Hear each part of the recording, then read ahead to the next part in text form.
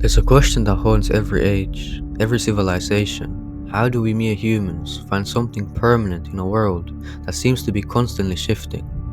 In our modern world, where knowledge is king, the pursuit of truth often starts with science. But even this, as solid as it appears, rests on invisible pillars, pillars that we must take on faith. Science, despite all its power, is built on assumptions about the uniformity of nature, the reliability of human perception, and the consistency of reason. These aren't conclusions drawn from science itself, but are presuppositions we must accept before the scientific method can even begin. And here lies the irony. The very methods that claim to be grounded in empirical evidence depend ultimately on faith. Think about it, scientists rely on empirical results, measurements, and tests, but the tools they use, the principles they take for granted, cannot be justified through those same experiments.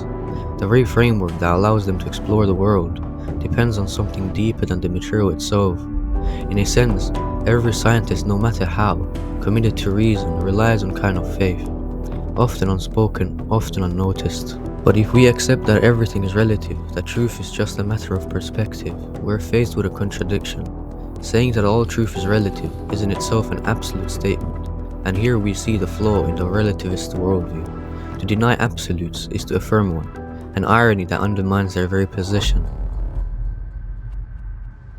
So where does this leave us? In a world where everything seems uncertain, how can we find our way to something absolute through relative truth alone? We can never reach anything beyond mere probabilities. This is the limitation of empirical science. It deals in what is likely, what is probable, but never what is absolute. C.S. Lewis, on his book Mere Christianity, says, "If the whole universe has no meaning, we should have never found out that it has no meaning. Just as if there were no light in the universe and therefore no creatures with eyes, we should never know it was dark. Dark would be without meaning." Consider the nature of hypothesis. In science, nothing is proven beyond all doubt. Everything is subject to revision, and yet we trust these hypotheses, because so far they seem to work. But if everything is relative, if there is no final truth, then what is the foundation of this trust? What do we really know? This leads us to a deeper question. What is truth? What is knowledge? If there is no absolute, no unchanging standard by which to measure these concepts, then they lose their meaning. The philosopher David Hume saw this clearly centuries ago. His skepticism led him to realize that without a foundation in something greater than human understanding, we can never know anything for certain. And yet rather than confront this abyss, he retreated into common sense, a convenient refugee from the terrifying implications of his own conclusions. Saint Augustine once asked, "If there is no God, what base is there for truth and righteousness? Without a foundation in something greater than human understanding, we can never know anything for certain." Modern thought has followed a similar path for over 4 centuries. It has experimented with knowledge, trying to carve out certainty without relying on divine revelation.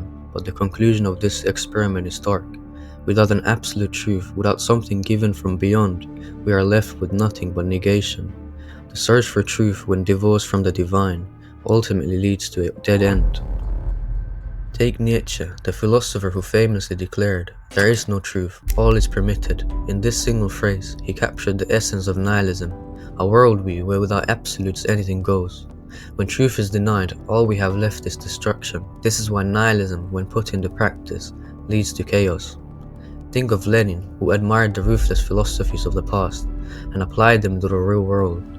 His vision of revolution was one of total destruction, and the history shows the consequences of such thinking. But here's a paradox. In rejecting absolute truth, nihilism ends up proving its necessity.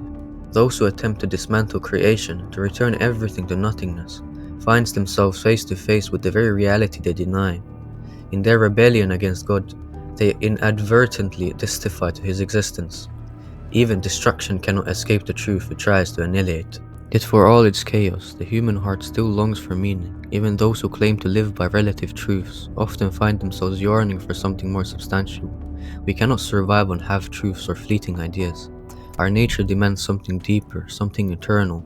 Without an absolute truth, we drift through life without direction, without purpose. The heart of this is a simple fact. Human beings crave the absolute. Whether we admit it or not, we are drawn to something beyond ourselves, something that transcends the temporary and the relative. It is in our very nature. The only question is, where do we find it? The answer lies in divine revelation. Without it, all our efforts to understand the world, to grasp truth, come to nothing. This is why modern philosophy, when it tries to explain everything without God, ends in confusion. It cannot provide what can only be given from above. The thirst for truth, planted in us by God, is designed to lead us back to Him, and only in accepting this truth can we find the foundation we so desperately seek. Philosophies that deny this divine order, whether agnostic or atheist, leave us in the same place, adrift in a world where nothing is certain. Without God we cannot find truth, and without truth we cannot live with meaning. It's no wonder that the modern world, so often steeped in skepticism, struggles with despair and confusion. The nihilist proclaims freedom by rejecting the divine, but in doing so they lose the very foundation of their own existence. It's a tragic irony. In their denial of God, they affirm His necessity. The destruction they seek only serves to prove the existence of what they wish to obliterate. In the end, the only secure foundation for knowledge, for morality, for purpose is found in the absolute truth revealed by God. Without it, everything crumbles into contradiction and uncertainty, but with it we can finally find the clarity and certainty that we've been searching for. And with the absolute destruction of atheism, I want to conclude this video with a quotation from St. Augustine in his book Confessions. "You have made us for yourself, O Lord, and our hearts are restless until they rest in you."